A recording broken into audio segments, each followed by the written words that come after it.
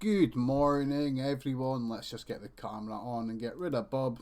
How are you all doing this morning? It is the 25th of March, 2020. I know we've really not had much of a March, but it's here. March is here. 25th for 30 seconds in and I'm already screwing everything up. It's going to be a great podcast today, clearly. We've got a ton of stuff to talk about. Like, seriously, I've got a lot of stuff to talk about. If you are joining us for the first time, which many people will be, feel free to send me your stories, jokes, anything you want to the WhatsApp account. It is at 07752 973 742. And by hell, that link sounded better in my head. Yeah, so I am here to inform you of what's happening with the coronavirus bullshit in Britain, and here to bring you the rest of the news, what news there actually is on the coronavirus, and hopefully make you all smile. So if there's one thing we need just now, it is a smile. And if I can do that, even if it's by me just monumentally fucking up the process of hosting a podcast, then so be it. Laugh away, laugh at me. I'm happy with that. So, we've got a busy day with the coronavirus news. My notepad is chock a block. So we're going to look at, first things first, let's get the housekeeping out of the way. And I say housekeeping, it's a rather grim term for the daily coronavirus statistics. So, one thing about the daily coronavirus statistics is that they get released sometime in the afternoon. So, like yesterday, I've got the source set. So as soon as as government publishes how many people, publish the coronavirus statistics, I will have them. So later this afternoon, starting this afternoon, as soon as the statistics come out, I will post them to my Twitter timeline, which is at StevieCABZ. So if you want to know the amount of confirmed cases, recovered, and sadly the deaths for coronavirus in the last 24 hours, head over to my timeline and I will give you it. But I will also still be covering them at the start of every show, because the point of journalism is to inform people. And when you're at a time of crisis, you need to be flexible and you need to turn whatever it is you like covering, whatever news you like showing people, you need to turn yourself into the person that can bring information to the people, because that's what people need just now. That's what I certainly want. I want more information. I'm like Johnny Five. I just love input. So I understand that everyone else is the same, and we all need to know what the hell's happening at such a serious time. And it feels like our government's not really helping us much, so the best we can do is to take the power ourselves, and those of us who can, use what ability we have to give you the information, and that's what we're doing. That's what I'm doing anyway. So here is the current coronavirus statistics. Now remember that when we talk about the current confirmed cases, I was reading a bit earlier on today, government have said that so far they have tested just over 90,000 people for coronavirus. Now that is, considering we have a population of 66 million, that is insane. That is so low, it's ridiculous. We have more unemployed people at the moment than we have people tested for coronavirus. That's a pretty sobering fact. And for instance, one statistics I was going to give you, it came out overnight that in the last 24 hours, 477,000 people have claimed universal credit. But we have only tested 93,000 people for coronavirus. There's 4 times more people try to claim money now than we have actually tested for a deadly disease, which is running rampant through the world. That is insane. That is absolutely insane. And I've not even got to the stats yet. So let's look at the stats. So far, we have 8,077 confirmed cases of coronavirus. Now that's out of the 93 odd thousand we've tested. In the next few weeks, government have said they will be testing millions of people. Now, there was a story that came out yesterday, I forget the source, but it said that there was 1.5 million coronavirus tests coming to the UK, and they were going to be in a hospital, I believe, in Sussex. And that means that they'll only be testing people in that area, because London's got over 1 million people in it. That's where the tests are. So they say they're going to test lots more people, but where are these tests going to be? Are they only going to be testing people in London? Will there be tests coming to Scotland? Will there be tests going to the north of England, Northern Ireland? This is the problem at the moment. We're not getting the information and we are being dicked about. So, on the recovered statistic, 135 people have recovered from coronavirus. That's awesome. That's really cool. Now, of course, with the confirmed cases and the recovered, because the country is simply not testing enough people, it's not tracing where the people have been, who they've got in contact with, the 8,077 and the 135 numbers are, I don't think you can put much stock in those numbers. They are just the amount of people that government have tested. They're not testing NHS staff. They're not testing most people that go to that present at the doctors with the symptoms. It's like, we don't know who these people they're testing. And as I said, 90 odd thousand people is a drop in the ocean. It's fuck all. Now, the only number that we can actually put some stock into, sadly, is the death numbers. 422 people have died since the outbreak started. So I believe that the rise yesterday, it was around 80 people more than before. Now, for the 2 days prior to that, the jump had been about 40 odd people a day. So that was really bad. Obviously, any of us that are wanting this thing to stop, we're hoping that when yesterday's figure came out that it would still be around 40, maybe start going down. But sadly, no, the number hasn't went. It's doubled. So it's a really bad sign. I mean, as I said yesterday with this, and as I say every other day, we really need to kind of give it a few days to see if this is a pattern. Like, for instance, like the jump to about 80, 90 people yesterday in the death column, we need to see if today is another 90 people, or if it's more, then yeah, that's a really sobering and quite a bad sign.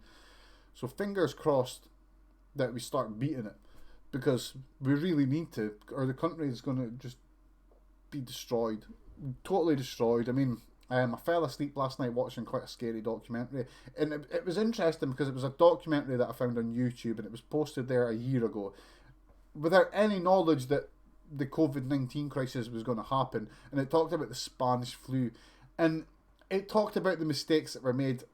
A big part of the mistakes were made in America, and in the end, what happened is the countries that made the biggest mistakes when dealing with Spanish flu, because that's what it was, which is a type of swine flu apparently, which I did not know that. But the countries that didn't deal with it properly were the countries that ended up with the most shit.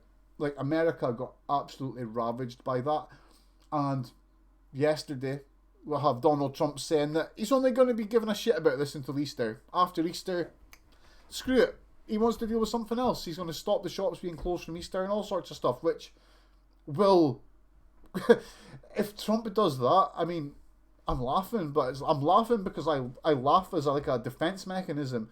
If Trump does that, if Trump decides to put everyone back to work at Easter just because he thinks businesses are losing money, he is going to cause a second, like what he is going to unleash in America is just absolutely disturbing. It's like all anyone with any common sense needs to do is research the Spanish flu, research the mistakes that were made during the Spanish flu, and not make those fucking mistakes again. But Trump, is he doing that? Is he fuck?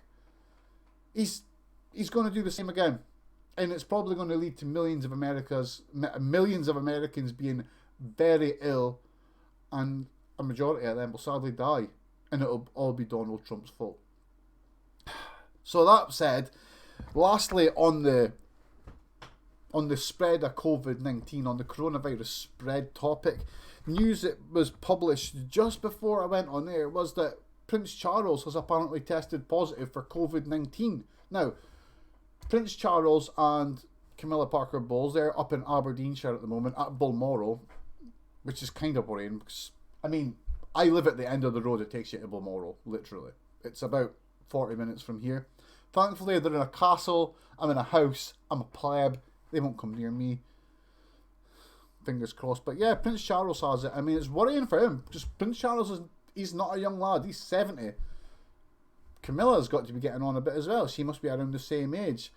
And of course, you've got all the connections from Prince Charles directly to the Queen, who's nearly 100. You've got Prince Philip, who's died like 8 times. This is not cool. I mean, I'm not the biggest royalist in the world. I've always been raised not to be a royalist, but Jesus Christ, we need to avoid older people catching this. And what is happening? Not only are older people catching it, but they're the family at the top of the country. I mean, what the hell? Like, at the moment, the NHS, there's this big calm on crowds and stuff like that, and people getting together and like mass congregations of people in public. What happens if someone like Prince Charles dies? Like, he's second in line to the throne. What happens if the Queen catches it and dies? What will happen to a royal funeral or a royal anything? Like, that is worrying, because do the nation really think they would be able to bury a monarch or the second in line to the throne without there being some sort of huge public get-together that celebrates the life or death, because there's some morbid people out there, of the monarch in question? I mean, the more you think about that, it's kind of mind-blowing. It's very, very scary. So, here's hoping Prince Charles gets better, because out of the royals, he's one of the alright ones. He's Harry's dad. I know I'm not much of a royalist, but hey, that is my view on that. So with that said, let's do a quick bit of housekeeping. If you would like to send me a story, whether it be funny, whether it be a scare story, whether you've got some news of a shitbag employer, you've got an employer that's pulled the dirty on their staff, tell us. You can send me a message via WhatsApp if you want to send me a message on WhatsApp, smooth. The number is 07752 973 4742, which you can see down below there, and hopefully it matches what I just said. I'm dyslexic, so sometimes I read letters out wrong. Welcome, my dudes. Nothing I can really do about that. So, next up on the agenda today. Now, I've already briefly talked about this. I talked about this just a few seconds ago, and it is the amounts of people who have signed up for universal credit on SIP. Now, it has came out overnight that in the last 24 hours, 477,000 people have tried to make a new claim for universal credit. Now, I've got quite a lot of people on Twitter that follow me and people I follow who have been in this boat and who have been trying, because they've been told that they need to claim universal credit for some warped reason, which we'll get to in a minute. So, these people have been trying to claim universal credit. Now, the system that people have got to claim universal credit on is a website. It's a government website, which instantly, I mean, all you need to say is it's a government website, and that should strike terror into anyone who has to use a website, because you just know it's not going to be fit for purpose. And it's been on record for quite a while now that most of the government's websites, especially ones that people have to use and operate to make things happen in their life, are normally quite bad and they're not fit for purpose. And the Universal Credit website falls directly into that category. So, of course, government doesn't have enough people to deal with this, because they've sacked most of the people. They've cut most of the people. That's why the NHS is in such... Like, if this happened 10 years ago, it would have definitely been as scary, but it wouldn't have been that scary for the NHS, because the cuts hadn't happened yet. We hadn't cut all the doctors, the nurses, the hospitals, the equipment. That was still there. Over the last 10 years, though, the NHS has been eroded to the position it's in now. So, I mean, and when you think about that, it just shows you how inept this government is. And the same cuts of people and resources and buildings and computers and the such happen to the DWP, happen to every government department, except for MPs, of course. If you're an MP, make that money. So, the DWP systems are screwed. We know that.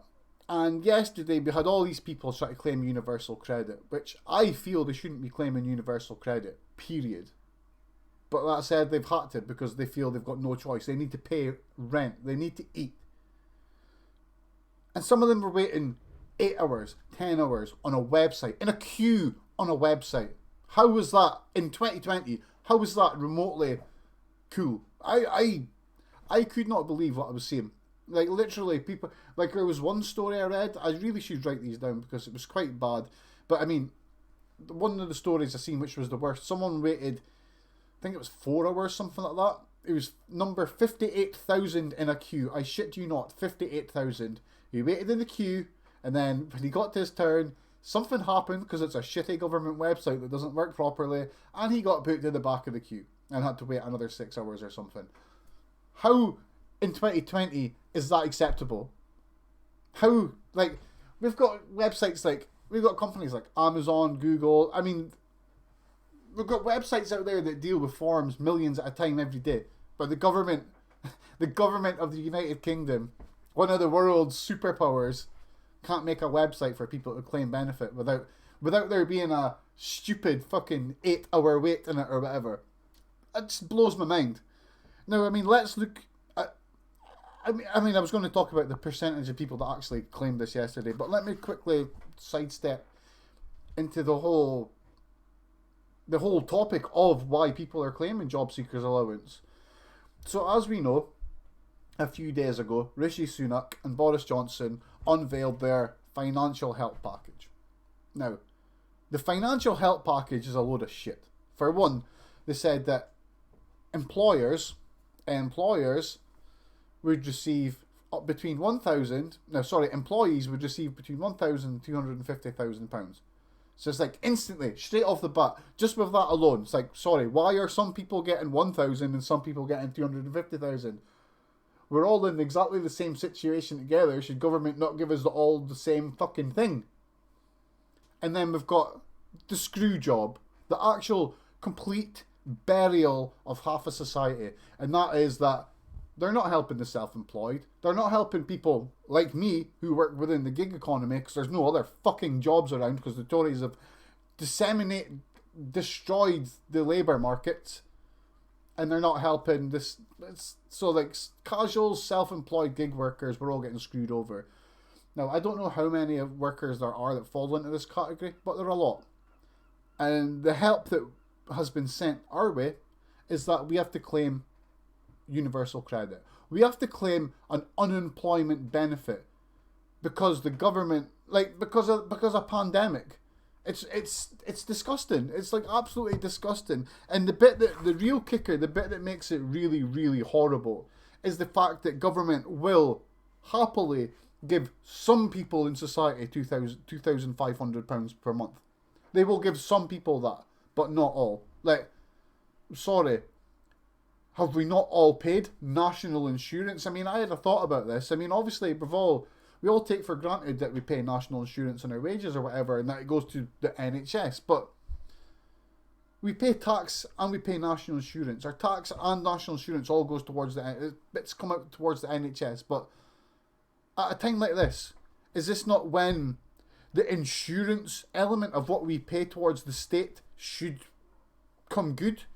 Why do we even pay any sort of insurance to the state if they cannot ensure our safety, our health, our freedom? Why? It's something I'm struggling to understand just now. I've paid national insurance for quite a lot of years. I've worked for many years. Why am I not getting... Why are some people less... Why do you want to favour some people over others? That is not fair. It's just not fair in the slightest. I mean, my solution to this whole problem is to either give everyone, every single adult in the country, a universal basic income of around maybe £1,500 a month.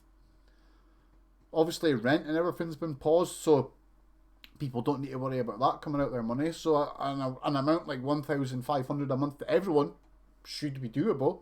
I mean, if you can give £2,500 to the richest people in society, surely you can give £1,500 to everyone. Or you change it from a universal basic income to a household basic income, where you give every household £2,500 per month to live. Even Donald Trump is going with the universal basic income. And that says something, because he's a monumental wanker. That guy is brain dead, but even that brain dead tanned baboon has the mental capacity to realise that, well, unless we give people some sort of financial help, they're going to be screwed. And if they're screwed, they can't spend money on the economy. And if they can't spend money on the economy, everything gets worse. But no. Boris Johnson, Dominic Cummings, Michael Gove, and the rest of the wankstains on that team have decided that they are going to target money to those who are most likely to vote Tory in the future. That's why it's going to the high-paid people who get $2,500 a month. That's quite a high wage. That's like a really high wage. And if you look at the people they're helping and the people they're not helping the gig economy people, they're not helping the low-paid, they're not helping the self-employed. It's all people who would probably not vote Tory. But they're helping all the people that are in well-paid jobs, management, middle management, all the wankers are getting paid. It's disgusting. And that, I think, that should be seen as one of the worst things that's happened during the coronavirus, other than, of course, the most important thing that's happened, which is our government's absolute failure to stop a coming storm. Like there was people, I was one of them, weeks before we had any sort of lockdown, we were telling people, why are the borders still open? Like, for instance, like 3 weeks ago, 2 weeks ago even, sorry, not even 3 weeks ago, 2 weeks ago, maybe a week and a half ago, there were still people coming to the UK from Italy, from places in the EU where the pandemic was spreading and catching on really bad. They were coming to the UK and they were just walking off the plane, getting their bags and walking out. There was no tests. There was no quarantines, no tests or nothing. And this is how it's came over. Because our government could have stopped this. Like, our government could have stopped this dead. People were saying, it's like, this is harsh. Close the borders. Quarantine anyone that's coming in for 2 weeks. It wouldn't have been, it would have been disruption. But would it have been as disruptive as what we're in now? In a pseudo lockdown. Because let's be fair, we're not in a lockdown at the moment. We are in a pseudo lockdown. There are no laws keeping us in our house, which is disturbing. It's really fucking disturbing. But don't forget that. If the government really wanted to look after people, they would enforce a law on this. They would do something legal. But the problem is, if they do things legally, then it's quite possible that insurance companies have to pay out. And I think that's one of the big problems. And that's always been one of the big problems. Because if Boris had pulled the trigger weeks and weeks ago, there's some insurance companies out there that would have been paying out millions and millions and millions. But of course that never happened because he sat on his fucking thumb. That's that said. That was a rant and a half. Like, that was a complete rant and a half. So what I'm going to do is, I'm going to get a drink break. I will be back in a few moments.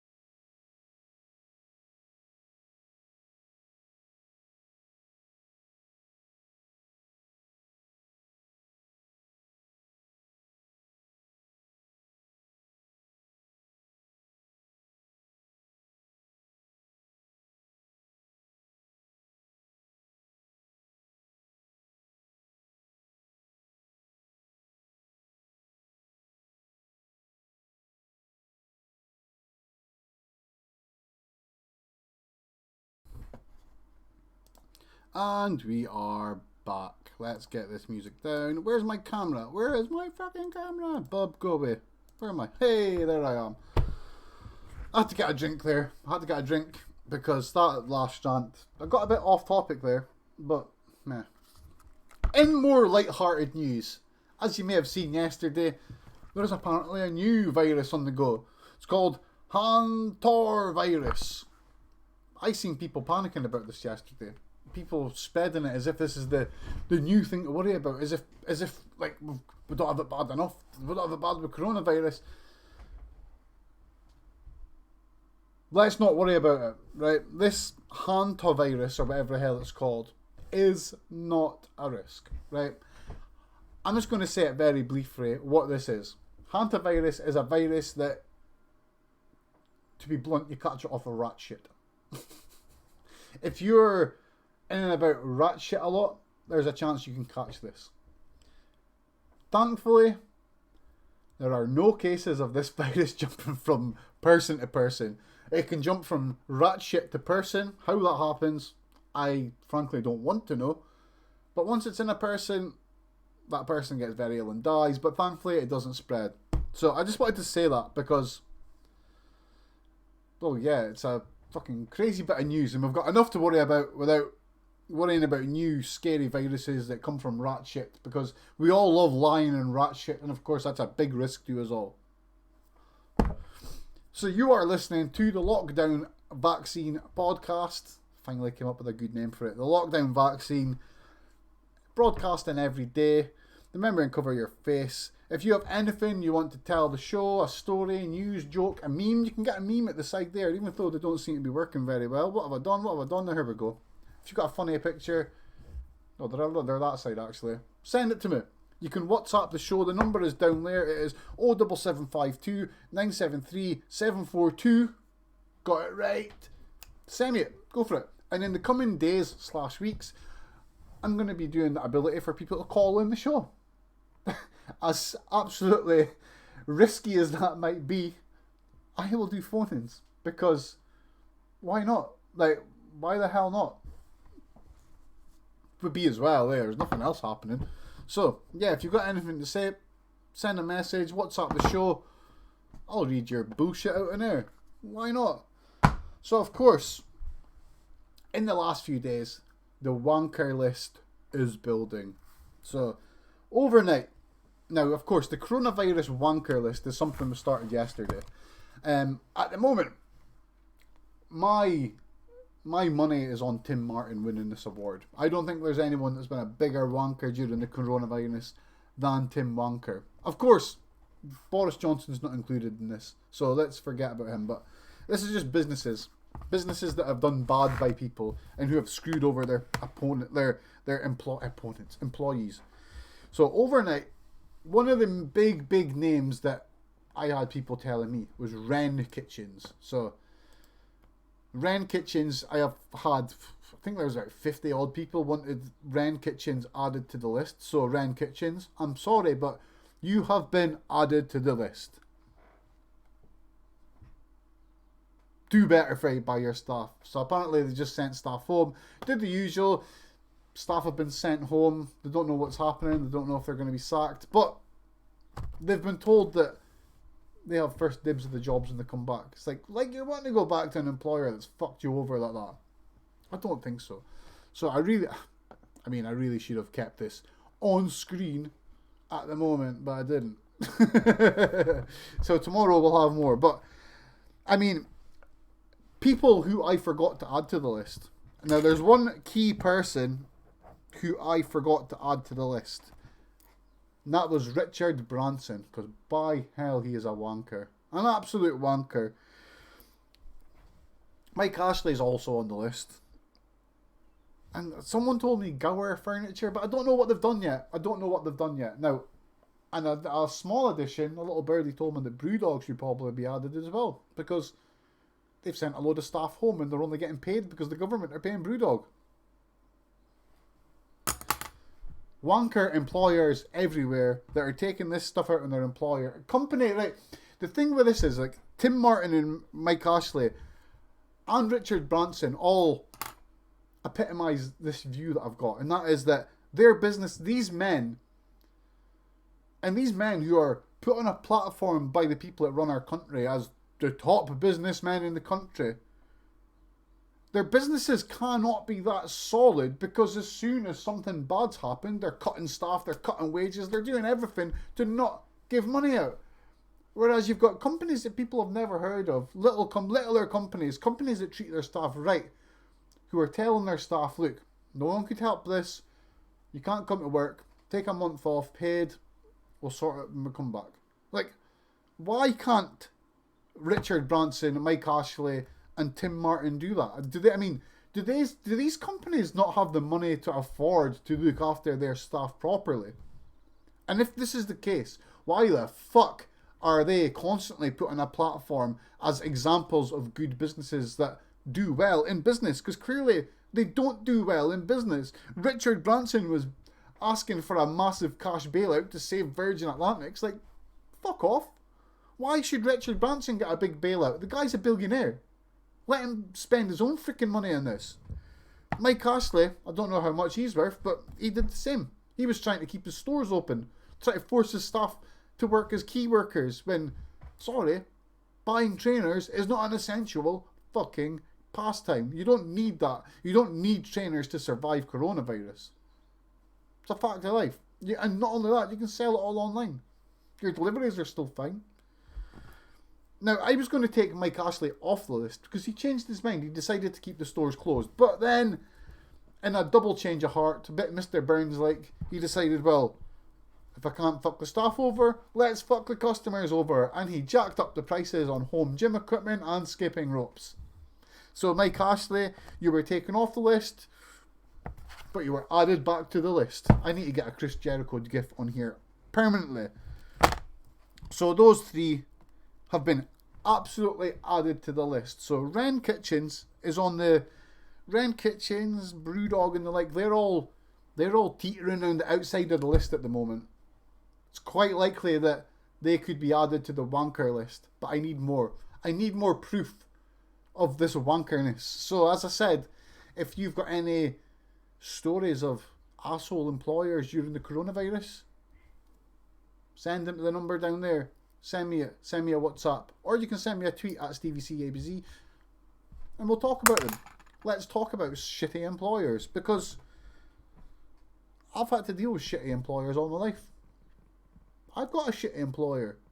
I mean, I actually thought I left the job, but apparently the job's still open, although I've got no shifts and I can't work because I'm not an SIA, and there's no events in the. Like, the job I was working with was an event steward, so like any events that happened at Aberdeen's Tekka Arena, which is a huge, massive arena, full tens of thousands of people, but that's my job, like working an event steward, like part time. I was booked up for every event that was coming up in the near and distant future. It's all gone now, and because of the gig economy style of job it is, I'm not going to get paid for any of this for government. It's so don't worry, people. We're all in this together. We're all in the same boat. I am in the same boat as many of you. Do not worry about that. And we will get through this together. Last on today's show. Where the fuck is Boris Johnson disappeared to now? As many people will have seen on yesterday's daily Prime Ministerial briefing, which is getting weirder and weirder by the day, because we don't have journalists there. We've got journalists asking pre-recorded video questions, which is just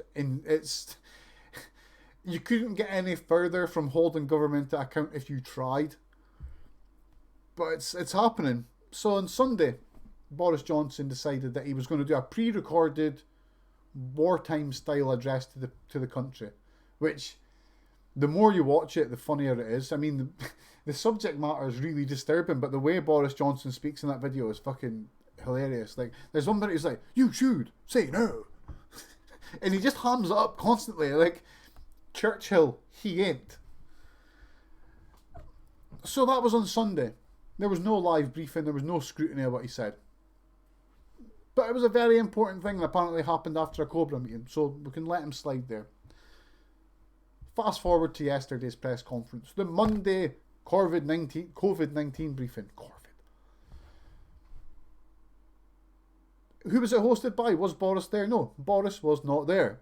It was hosted by Matt Hancock and one of these health people, which means we got one of these. The NHS needs your help. We are launching a volunteer service. We need 250,000 people. Can you help the NHS? In that weird, creepy, non-blinky Matt Hancocky way. Which, let me say that, on the NHS volunteer thing that he said yesterday, I am really confused about this, because last week I volunteered to my local NHS via email. What happened was, local journalist for Aberdeen, BBC journalist David Shanks, he posted on his Twitter that local NHS was looking for people. So I chased that up, followed it up, got the email address and contacted them and did my volunteering that way. Now yesterday, Matt Hancock comes out with this, the NHS is needing 250,000 people. It's like, they've not told us how to apply for this. They've not told us if you've already volunteered, will that count, or do you have to, like, they've not given us it, like everything else. They've given us no clarity on what they've said or their instructions. They've just said something. It's like they're taking commands in a shotgun, just shooting it at people and hoping that you get it. It's like, sorry, I don't understand. All you've done is shot a word in my fucking forehead. I don't actually understand what I'm supposed to do with this word. And that's where we're at with the volunteering thing. So I'm hoping there's some clarity comes, because I'm sitting here with my thumb up my ass wanting to help the NHS. I mean, all I can do is drive and stuff like that, but I want to do it. I mean, I seen a news report a couple of days ago that there's a warehouse with boxes and thousands of boxes of PPE that is not going to hospitals. It's like, why can't people like me be given the petrol money to just go to wherever that fucking warehouses are, pick up PPE by the boxes, just cram them into cars and drive them to the hospitals in their area? This is the sort of action we need to take now, because quite frankly, the people that can stop people dying and help us the most are doctors and people in the NHS, but we're also not looking after them. And we get back to the topic in hand. Where the fuck's Boris? So yesterday it was Matt Hancock and his creepy Matt Hancock style of presenting. And of course we had the pre-recorded video questions, which was an absolute joke. And then I read the release for today. So today's briefing, today's Downing Street Prime Ministerial COVID-19 briefing will be hosted by Michael Gove, not by Boris Johnson. So that's 3 days in a row Boris Johnson has managed to avoid standing in public in front of journalists and answering questions. Boris Johnson promised us a daily briefing. Now, I'm happy with him doing one of these video briefings. That's cool. But the fact that he's now avoided it 3 times in a row is disgusting.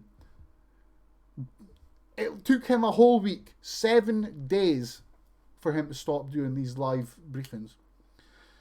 Where the fuck is he? I mean, where is Boris Johnson now? Is he ill? I mean, has Boris Johnson caught the COVID of a Nadine Dorris? Is he ill? Is this something we should maybe know? Should we maybe know that the Prime Minister is ill and down with COVID-19? Or is he just being his normal lazy ass self? Because we know this is Boris Johnson. He's a lazy bastard. Not only is he a lazy bastard, he is inept. I think he's gone in the head. I genuinely think he's a bit fucking meant. He's on the Donald Trump level of stupid. But that said, he's also the Prime Minister, and he has a responsibility to come and tell us what the hell is happening on a daily basis. As I said at the start, we all pay tax. We all pay national insurance. What exactly have we been insured against? Okay, everyone. That's today's podcast. I hope you enjoy it, or I hope it's been informative.